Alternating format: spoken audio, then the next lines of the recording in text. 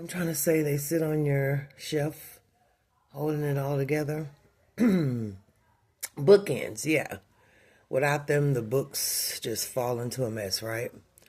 Well, do you know there is also a set of bookends in the book of Proverbs? Chapter 1 and then chapter 31. Each framing the fear of the Lord, which is a theme throughout Proverbs. Chapter 1 talks about what the Proverbs intend to do in our lives. The fear of the Lord is the beginning of knowledge. Fools despise wisdom and discipline.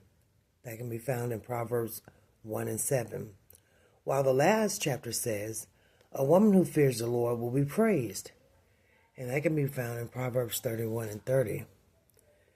These concepts of the fear of the Lord and wisdom are the bookends of Proverbs. If there's something we need in this generation, y'all, I think it is the right knowledge along with the wisdom to apply the fear of the Lord in our lives.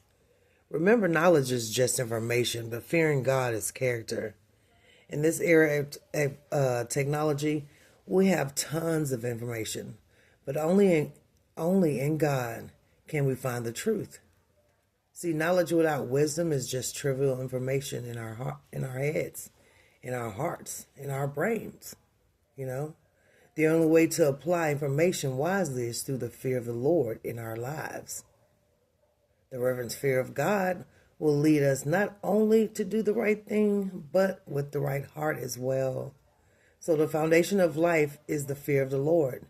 You can build a skyscraper, but it's not going to stand unless you have a foundation that goes deeper.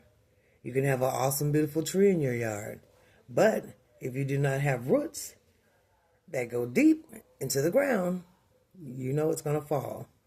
So we must have a foundation. We must have roots, something that goes deeper into your life and gives you stability. And that something should be the fear of the Lord, a deep abiding respect for who God is and his plan for our life. We all have bookends. We have bookends of birth and we have bookends of death.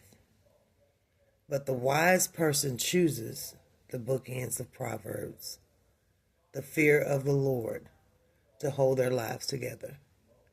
So think of those bookends, Proverbs 1 and Proverbs 31. And in between that is a whole lot of information, the bookends of our lives, explaining what we need to do. Y'all grab hold to it.